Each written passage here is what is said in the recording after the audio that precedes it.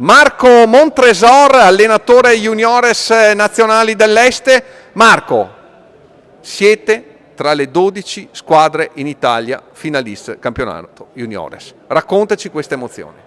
Bella soddisfazione, guarda, partiamo proprio dall'ultimo rigore. L'ultimo rigore Che ricordiamo contro? il Sant'Angelo e l'Odigiano. Emozione indescrivibile veramente. Si è arrivati qui con un percorso che iniziava il 19 di agosto, straordinario. Campionato, secondo noi, il nostro calendario, il nostro campionato era più difficile di tutti. Saremmo state tante le squadre che meritavamo di arrivare lì, siamo arrivati noi, siamo andati avanti, adesso siamo ai quarti. E adesso arriva il bello. E adesso arriva il bello, stiamo aspettando il sorteggio che dovrebbe arrivare spero domani mattina e poi vediamo che cosa succede. Comunque sono veramente contento.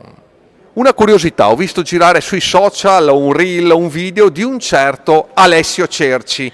Ricordaci, ex giocatore del Torino, insomma grande carriera. Raccontaci l'amicizia o la conoscenza che hai con Alessio. Ma guarda, con Alessio è stato mio compagno di banco al corso UEFA a Coverciano. Abbiamo fatto 2 mesi di corso assieme, eravamo in banco assieme, abbiamo condiviso un percorso bellissimo perché a Coverciano è stato un corso che ci ha dato tanto, mi ha dato tanto e quindi è rimasta una bellissima amicizia. Ho chiesto di fare questo video ai ragazzi per dare una marcia in più, l'ha fatto senza problemi perché è un ragazzo splendido e ci ha portato bene. Esatto, quindi visto che ha portato bene magari anche un altro qualcosa. Io ti faccio un grande in bocca al lupo Marco per la tua formazione, un po' anche per tutto il settore giovanile dell'Este. Ricordiamo che anche l'Under 15 è nelle semifinali. Complimenti a te e a tutta la formazione giallorossa. Grazie a voi, buona serata.